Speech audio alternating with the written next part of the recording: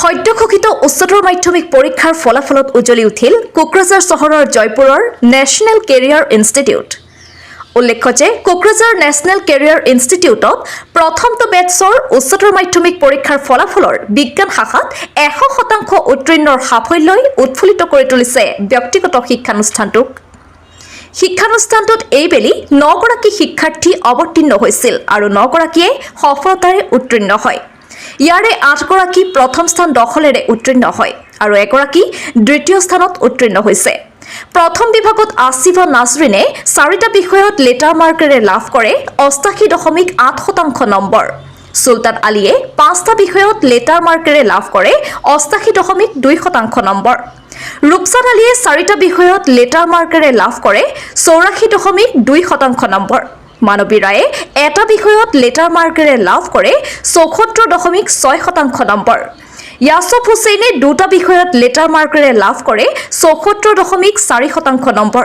একেদৰে মোৱাছিৰ আহমেদে 2টা বিষয়ত লেটাৰ মাৰ্কেৰে 71% নম্বৰ প্ৰাপ্ত কৰে আৰু ৰেজ্জাক আলীয়ে এটা বিষয়ত লেটাৰ মাৰ্কেৰে লাভ কৰে 61.2% নম্বৰ। শিক্ষানুষ্ঠানটোৰ অধ্যক্ষ আব্দুল্লা আলী মেহমুদে 2023 চনত স্থাপন কৰা নেশ্যনেল কেৰিয়াৰ ইনষ্টিটিউট চমুকৈ NCI প্ৰথমটো বেটছৰ শিক্ষাৰ্থীসকলে সফলতাৰে উত্তীৰ্ণ হোৱাত আটাইকে অভিনন্দন যাচি এই শিক্ষানুষ্ঠানটোত ছাত্ৰ-ছাত্ৰীসকলৰ নিট মেডিকেল পৰীক্ষাৰ নামভৰ্তিৰ স্থান লাভৰ বাবে সাজু কৰি কোচিং দিয়া হয় বুলিও জনাইছে। লগতে শিক্ষানুষ্ঠানটোৰ দৰিদ্ৰ শিক্ষাৰ্থীসকলক বিশেষ ৰেহাই দিয়াৰ সুবিধা উপলব্ধ আছে বুলিও কয় অধ্যক্ষ মেহমুদে। News desk PN live fast. মোৰ নাম প্লাবিতা গায়ন।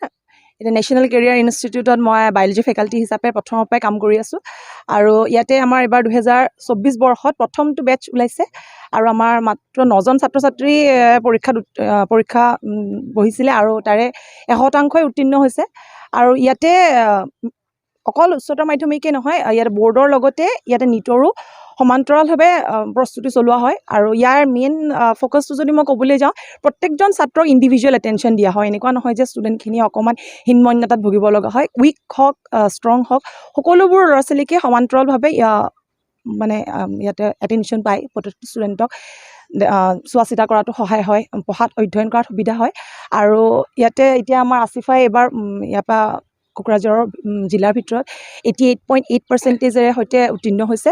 4টা বিষয়ত লেটাৰ পাইছে। তাৰ উপৰি আৰু এজন ছাত্ৰই সুলতান আলী, তেওঁ 5টা বিষয়তে লেটাৰ পাইছে আৰু আশা কৰোঁ যাতে আৰু আহিব লগা যিটো নিটৰ ঘোষণা হ'ব লগা ৰিজাল্টত এই গোটেইকেইজন 2-3জন ছাত্ৰই আমাৰ দিছিলে, তাৰে ভিতৰত 2জনৰ আমি চিলেকশ্যন আশা কৰিছোঁ, কিন্তু সেইটো আমি তেতিয়াহে ক'ব পাৰিম যেতিয়া NTA সম্পূৰ্ণ যেতিয়া আনচিটখন ওলাব, তেতিয়া আমি কনফাৰ্মভাৱে চিলেকশ্যন বুলি আমি ঘোষণা কৰিব পাৰিম।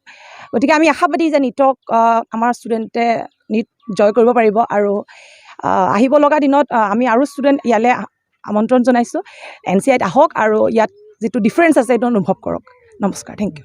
আজি আমাৰ কাৰণে এটা সুখৰ দিন যে আমাৰ নেশ্যনেল কেৰিয়াৰ ইনষ্টিটিউটৰ পৰা আজি আমি উচ্চতৰ মাধ্যমিক বা HS এক্সামত আমি ভাল ফলাফল দেখুৱাবলৈ সক্ষম হৈছোঁ আৰু কোকৰাঝাৰ জিলাৰ ভিতৰতে আমি বহুত ভাল ফলাফল দেখুৱাবলৈ সক্ষম হৈছোঁ। কোকৰাঝাৰ জিলাৰ ভিতৰত আমি প্ৰথম দখল কৰিব কাৰণে সক্ষম হৈছোঁ আৰু আমাৰ মাজত যিজনীয়ে কোকৰাঝাৰ জিলাৰ ভিতৰত প্ৰথম দখল কৰিছে তাৰ পাৰ্চেণ্টেজ হৈছে 88.8 আৰু আমি ইয়াতে অকল বৰ্ডৰে নহয়, অকল HSৰে নহয়, ইয়াতে আমি মেডিকেলৰ নিটৰ আমি কোচিং দিওঁ, ইণ্টিগ্ৰেটেড কোচিং, আৰু দুখীয়া ল'ৰা ছোৱালীক বিশেষকৈ সহায় কৰা হয়।